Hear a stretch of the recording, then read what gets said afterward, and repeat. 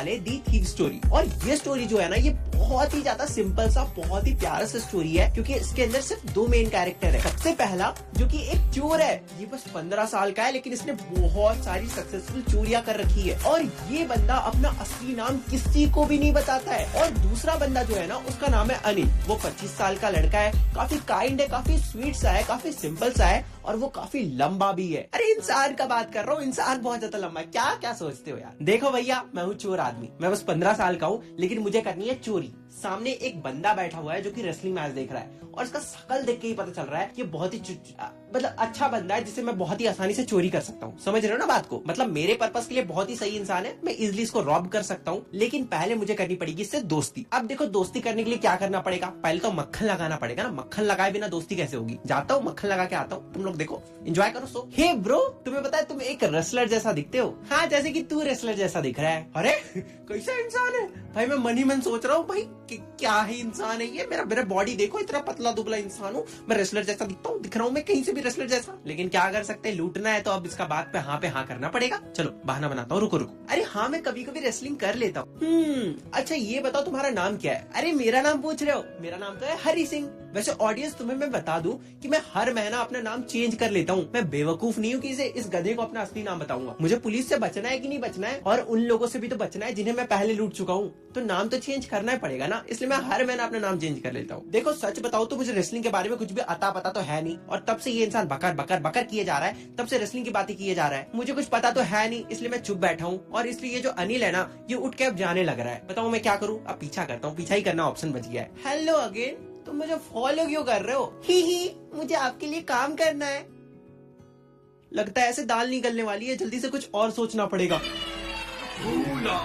अच्छा तो क्या आप मुझे खाना खिला सकते हो? हाँ, अगर तुम खाना बना सकते हो तो मैं तुम्हें खिला सकता हूँ। उसके बाद क्या होना था जी? अनिल जो होता है वो मुझे अपने घर ले जाता है, जो कि जमुना स्वीट शॉप के ऊपर था। देखो इधर बालकोनी है, तुम इधर सो सकते हो, ठीक है? फिर क्या, मैंने एक और झूठ बोल दिया था। ये बोल दिया था कि मुझे खाना बनाना आता है, जो कि मुझे बिल्कुल भी बनाना नहीं आता था। इसलिए मैंने जब रात का खाना बनाया, वो इतना ज्यादा सड़ेलू था, इतना ज्यादा गंदा था कि अनिल जो था ना, वो सारे खाने को स्ट्रीट डॉग्स को दे दिया, और मुझे ये भी कह दिया कि तू निकल, घर छोड़ के यहाँ से निकल, तुझे कुछ भी नहीं आता। फिर क्या, मैं बस ऐसे फेस पे स्माइल करके ही खड़ा रहा और कुछ भी नहीं कहा। थोड़ी देर बाद अनिल आता है, मेरे सर को सहलाता है और कहता है कि नेवर माइंड, अगर तुम्हें खाना बनाना नहीं आता था तो मुझे बोलते, मैं सिखा देता। फिर क्या, नेक्स्ट डे से वो मुझे कुकिंग करना सिखाता है और मेरा नाम लिखना भी सिखाता है, और वो ये भी कहता है कि वो जल्दी ही मुझे पूरे सेंटेंस लिखना और नंबर को जोड़ घटाव करना, सम करना, ये भी सिखाएगा। ये सुनकर मैं बहुत ज्यादा खुश था, क्योंकि मुझे पता था कि एक बार मैं एक एडुकेटेड मैन की तरह बन जाता हूँ, मैं ये सब चीज करना सीख जाता हूँ, फुल सेंटेंस लिखना सीख जाता हूँ, तो मेरा कोई लिमिट नहीं रहेगा। मैं खुद से अपने दम पर पैसे कमा पाऊंगा, मैं जो चाहूँ वो अचीव कर पाऊंगा। फिर क्या,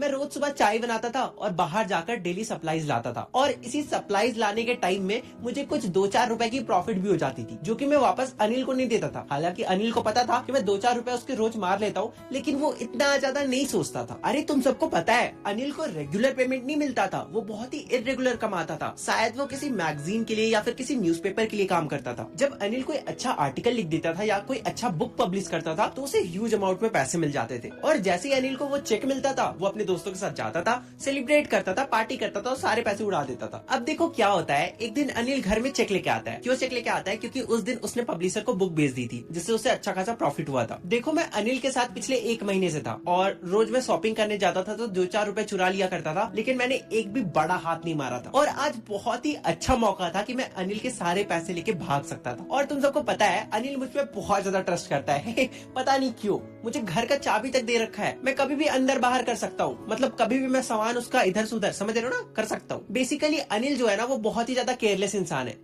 देखो एक ग्रीडी इंसान को लूटना काफी इजी है, लेकिन एक केयरलेस इंसान को लूटने में बिल्कुल भी मजा नहीं है। पता चला मैं इसे लूट के निकल गया और इसे पता ही नहीं है कि मैं इसे लूट के निकल गया। खैर मुझे क्या, मैं थोड़ी ये मौका छोड़ने वाला हूँ। आज 10:30 बजे लखनऊ एक्सप्रेस है, जिसपे मैं बैठ के यहाँ से 9-11 हो जाऊंगा, मतलब निकल लूंगा, कट लूंगा। वैसे भी अगर ये पैसा इसके पास रहा ना, तो ये अपने दोस्तों के साथ जाएगा, सेलिब्रेट करेगा और सारे पैसे उड़ा के आ जाएगा। और वैसे भी ये मुझे पे वे तो करता है नहीं, तो मैं निकल ही लेता हूँ आज चुरा के। रात हो जाती है, अनिल जो था ना वो सो रहा था, और अनिल का फेस बहुत ही ज्यादा क्लियर था। था। इवन वो जो चोर था ना उससे भी ज्यादा क्लियर। तुम लोग देख रहे हो ये चोर बस 15 साल का है, लेकिन ये 25 साल का जो लौंडा है ना उसका फेस ज्यादा क्लियर है। पता है क्यों? अरे स्किन केयर रूटीन फॉलो करता होगा। तुम लोग भी किया करो, ठीक है? क्लास 10 में पहुंच चुके हो। ऐसा नहीं है कि बस लड़की लोग करती है। फेस वॉश, मॉइस्चराइजर, सनस्क्रीन इतना अप्लाई करो। नहीं करोगे तो फिर बाद में पछताओगे। फिर मुझे मत बोलना, बाद में बोलते फिर ना बस भाभी मिल रही है, बंदी तो मिल ही नहीं रही है।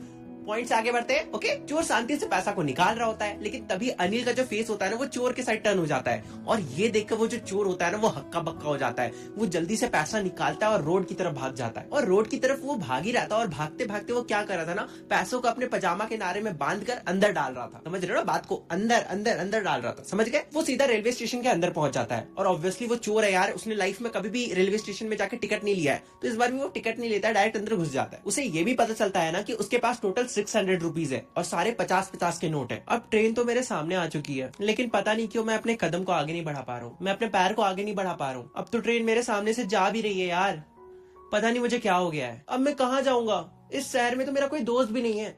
वैसे भी जो दोस्त होते हैं ना वो मुसीबतें ज्यादा खड़ा करते हैं, हेल्प कम करते हैं। यहाँ पे तो बस मैं एक ही इंसान को जानता था, और उसे मैं अभी रॉब करके आ रहा हूँ, लूट के आ रहा हूँ उसे। वैसे मेरे पास इतने पैसे तो है कि मैं किसी होटल में रुक सकता हूँ, लेकिन मेरा थोबड़ा देखो।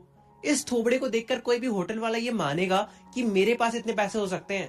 वो लोग मुझे शक की निगरानी से देखने लगेंगे। यही सब सोचते सोचते वो जो चोर होता है ना वो बाजार की तरफ जा रहा था, और वो मन ही मन सोच रहा था कि उसके इस चोरी के कैरियर में सबसे पहली बात, चोरी कैरियर नहीं होता है। किसने बनाया चोरी को कैरियर? और हाँ, तुम लोग ज्यादा मोटिवेट मत हो जाना कि चोरी भी कैरियर होता है, फ्यूचर में चोरी का कैरियर ऑप्ट करना है, नहीं। अरे कुछ भी मतलब लिखने के लिए लिख दिया, एक्चुअल में ऐसा नहीं होता है। तो बेसिकली यहाँ पे वो जो चोर है ना वो ये सोच रहा था कि उसकी ये जो छोटी सी चोरी की कैरियर है, इस कैरियर में उसने बहुत सारे लोगों को लूटा है। तो इसलिए उसे पता है कि जब वो एक ग्रीडी इंसान को लूटता है ना तो उसके अंदर डर का एहसास होता है। वो जो ग्रीडी इंसान होता है वो बहुत ही ज्यादा डर जाता है कि कहीं फिर से उसका पैसा चोरी ना हो जाए। पैसा ही तो उसकी लाइफ है। एक ग्रीडी इंसान के लिए पैसा ही तो उसका सब कुछ है।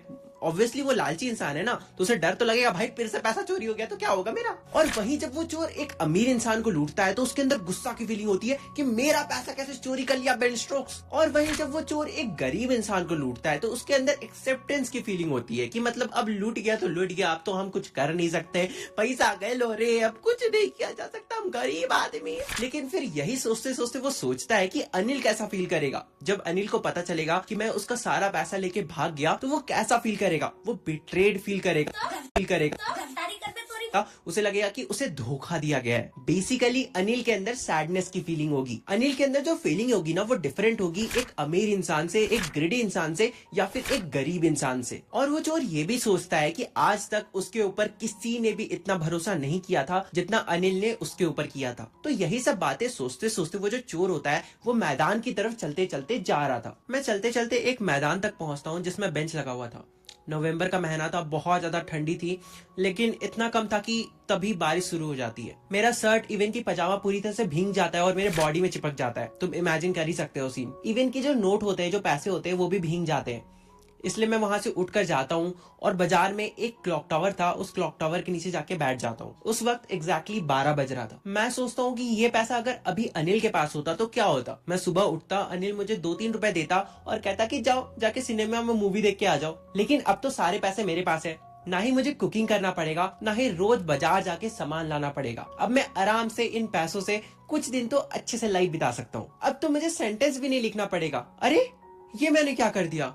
मतलब अब मैं कभी एडुकेट नहीं हो पाऊंगा, अब मैं कभी भी सेंटेंस लिखना नहीं सीख पाऊंगा। मैं चोरी करने में इतना खो गया कि मैं इतना इंपॉर्टेंट चीज भूल गया। अगर मैं खुद से एडुकेट हो जाता, अगर मैं खुद से सेंटेंस लिखना सीख जाता, तो शायद मैं खुद के ये जो 50-50 के नोट है ना, मैं खुद से अपने दम पे 100-100 के नोट कमा सकता था। वैसे भी चोरी करना और पकड़ा जाना बहुत ही आसान काम है, लेकिन एक बड़ा आदमी बनना, एक रिस्पेक्टेड आदमी बनना, एक क्लेवर आदमी बनना उतना ही हार्ड है। मैं तो अब वापस से अनिल के पास जाना चाहता हूँ। मुझे पढ़ना है, मुझे लिखना है, इसलिए मैं जल्दी से अनिल के घर जाना चाहता हूँ, और इसलिए वहां से मैं भाग के अनिल के घर चला जाता हूँ। मैं उसके रूम में घुसता हूँ और चुपके से वो सारे जो पैसे होते हैं उसके मैट्रेस के नीचे वापस से डाल देता हूँ, और फिर मैं जाके सो जाता हूँ। अगली सुबह जैसे ही वो चोर उठता है तो वो देखता है कि जो अनिल है ना वो पहले से घर पे चाय बना के रखा हुआ है, और तभी अनिल पीछे टर्न होता है और 2 उंगली ऐसे आगे करके बढ़ाता है, और उस उंगली के बीच में एक 50 रुपए का नोट लगा हुआ था, मतलब रखा हुआ था। ठीक है, फिर अनिल चोर से कहता है कि अब से तुम्हें रेगुलरली तुम्हारे काम के लिए पे किया जाएगा। पहले तो वो चोर जो होता है वो सदमे में चला जाता है, ये कि क्या हो रहा है मेरे साथ, ये चमत्कार कैसे हो गया। तभी जैसे ही वो चोर हाथ में नोट को लेता है ना, तब उसे रियलाइज हो जाता है कि अनिल को पता चल चुका है कि उसने चोरी करने की कोशिश की थी। तुम्हें पता है क्यों? क्योंकि वो जो नोट था ना, वो अभी तक भींगा हुआ था, लेकिन फिर भी अनिल ऐसे रिएक्ट कर रहा था कि उसे कुछ पता ही नहीं है। वैसे आज से हम लोग सेंटेंस लिखना सीखेंगे, ठीक है? हाँ,